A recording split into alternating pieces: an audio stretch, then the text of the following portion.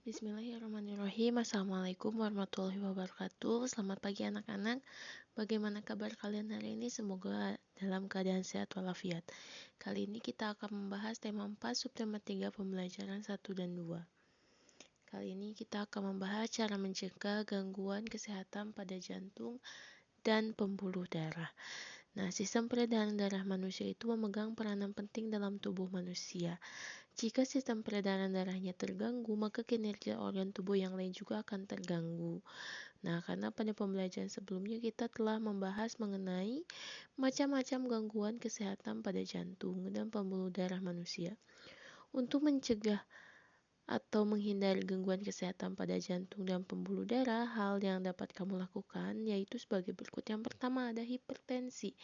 Hipotensi dan jantung koroner dapat dicegah dengan olahraga teratur, istirahat yang cukup, serta mengkonsumsi makanan berserat seperti sayur dan buah.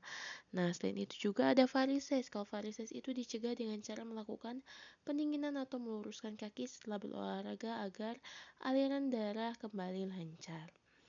Nah, selain itu juga ada mengenai cara mencegah gangguan pada kesehatan darah. Nah, yang pertama ada anemia. Dicegah dengan makanan yang mengandung banyak zat besi seperti bayam dan kacang-kacangan. Selain itu, ada leukemia dicegah dengan menerapkan pola hidup sehat seperti mengkonsumsi makanan bergizi dan rajin berolahraga. Nah, kalau demam berdarah ini kan disebabkan oleh nyamuk Aedes aegypti. Nah, kita harus mengenal yang namanya 3M, menguras tempat penampungan air, mengubur barang bekas, dan juga menutup tempat penampungan air. Karena kalau ini biasanya dari lingkungan yang kotor. Selanjutnya ada thalassemia, dicegah dengan merupakan penyakit keturunan. Karena ini jadi ini tidak dapat dicegah, akan tetapi gejalanya akan dikurangi dengan pengobatan dan melakukan transfusi darah dalam kondisi tertentu. Yang terakhir itu ada hemofilia. Nah, hemofilia ini tidak dapat diobati juga karena ini merupakan penyakit turunan. Akan tetapi dapat dicegah dengan cara menghindari terjadinya agar peredaran darah agar tidak terus mengalir. Itu. Selanjutnya kita akan mengidentifikasi ciri-ciri pantun. Sebelumnya kita telah membahas mengenai ciri-ciri pantun. Apa saja ciri-ciri pantun itu?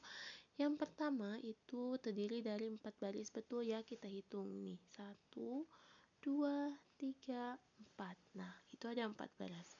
Satu ini itu merupakan satu bait. Ini bait. Kalau yang ibu checklist tadi itu baris. Selanjutnya, baris pertama dan ketiga diakhiri kata G simbol A. Nah, ini G,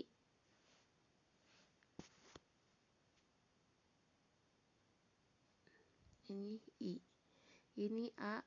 Jadi ini berarti sajaknya itu A, B, seperti itu. Selain itu juga apalagi? Ini terdiri dari sampiran dan isi. Ini sampiran ketiga dan keempat. Ini ke satu dan kedua, ketiga dan empat itu merupakan isi. Isinya ini mengenai apa? Mengenai kesehatan ya, mengenai kesehatan. Isinya itu kita harus bangun pagi supaya dan jangan lupa berolahraga tentunya untuk kesehatan tubuh itu. Berarti ini merupakan jenis pantun nasihat. Selanjutnya, nah di sini ada mengidentifikasi isi makna pantun. Nah, ini juga ada sama seperti tadi ini. Ranting pohon mudah patah, saat memanjat harus hati-hati. Orang tua tak boleh dibantai, itulah tanda anak berbakti. Ini juga merupakan pantun pepatah. Ya, ini termasuk pantun pepatah.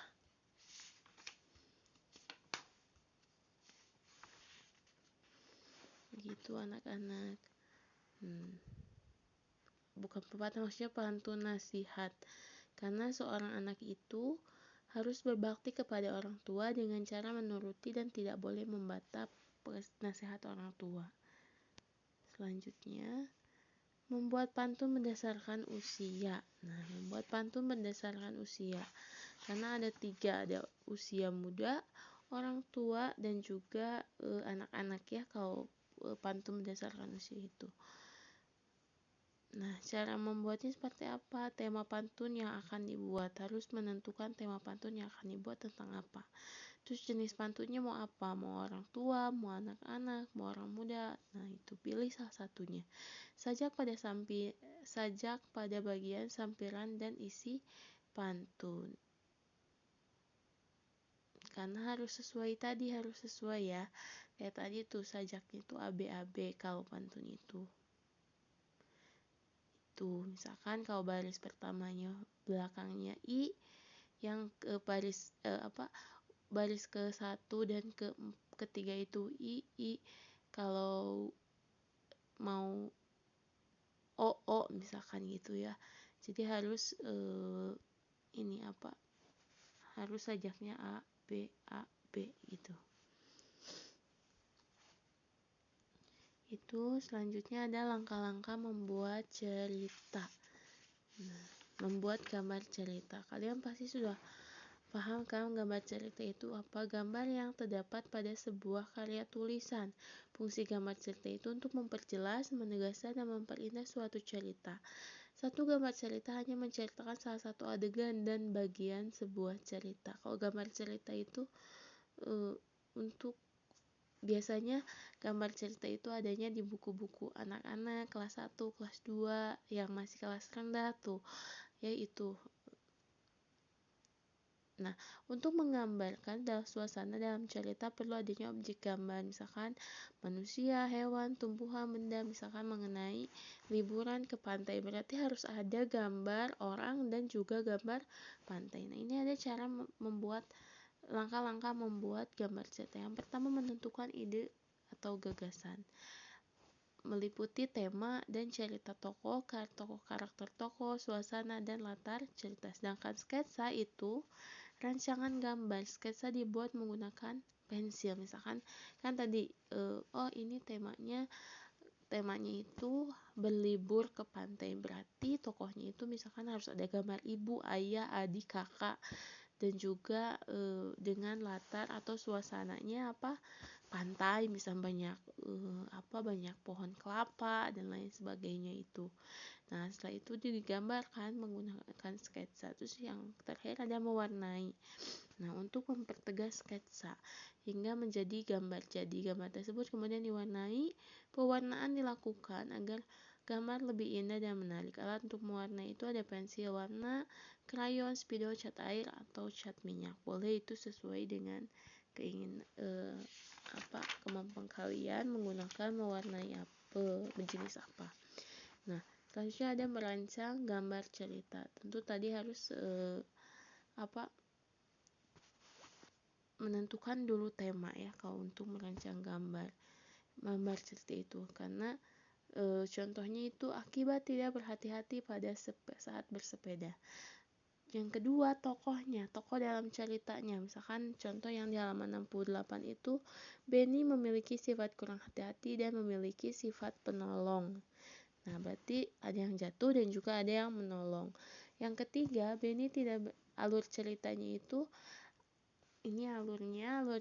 Benny tidak berhati-hati saat mengendarai sepeda. Benny menabrak batu yang ada di jalan. Benny terjatuh dari sepeda.